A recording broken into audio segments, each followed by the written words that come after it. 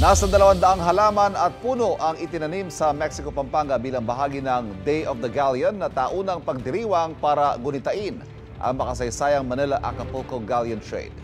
Yan ang unang balita ni Katrina Son.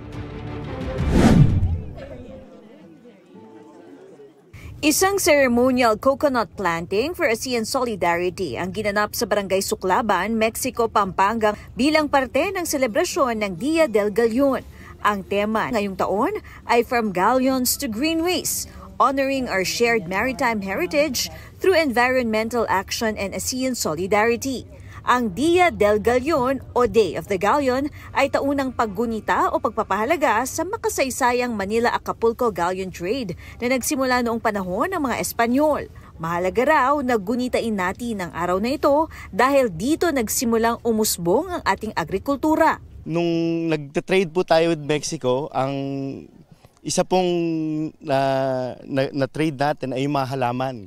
So yung agriculture natin and yung agriculture po ng Americas na enrich dahil dun sa galleon trade. At yung ingredients po na yun yung very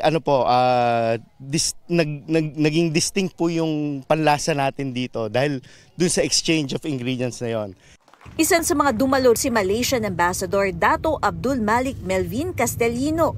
Pagbibigay diin niya na ang aktibidad na ito ay bahagi ng regional effort para paigtingin ang environmental protection at patatagin ang solidarity ng ASEAN nations. Philippines will be the chair for ASEAN next year.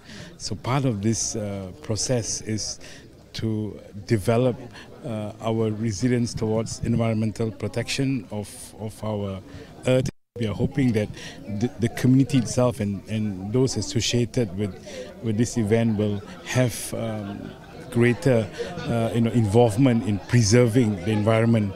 Dumalo rin ang mga representative ng Indonesia at Myanmar. Para naman sa Department of Tourism, mahalaga daw ang ganitong klase ng mga aktibidad. Nakaapekto din daw kasi ito sa turismo ng Pilipinas. Kailangan natin pagtulungan ito, especially itong ganito for sustainability, protecting our environment, and then teaching everybody how to go back to the roots of planting. Matapos naman ang symbolic planting, nakiisa rin sa pagtatanim ang mga dumalo sa aktibidad. Nasa 200 na mga punla ng atswete at bayabas ang itinanim. Itong unang balita, Katrina Son para sa GMA Integrated News. Kapuso, huwag magpapahuli sa latest news and updates. Mag-iuna ka sa balita at mag-subscribe sa YouTube channel ng GMA Integrated News.